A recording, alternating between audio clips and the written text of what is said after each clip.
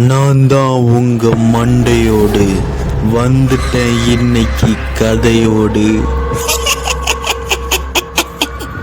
இன்னைக்கு நாம ஒரு அமானுஷ்யமான த்ரில்லிங்கான பேய் கதையை பார்க்க போறோம்.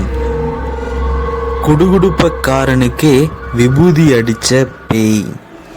திருச்சியில உள்ள கல்லணை தான் சக்தியோட ஊரு.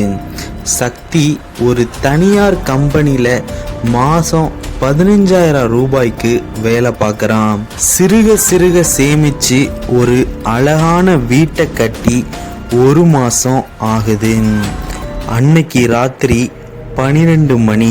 தெருவில் உள்ள நாயெல்லாம் குறைக்க பனி சூழ்ந்த இருட்டுக்குள்ள தலையில தலைப்பாகையோடு ஒரு நீளமான கைப்பைய தோல்ல மாட்டிக்கிட்டு கையில குடுகுடுப்பைய வச்சுக்கிட்டு குடுகுடுப்பக்காரன் சக்தியோட வீட்டு வாசல்ல வந்து நிக்கிறான்.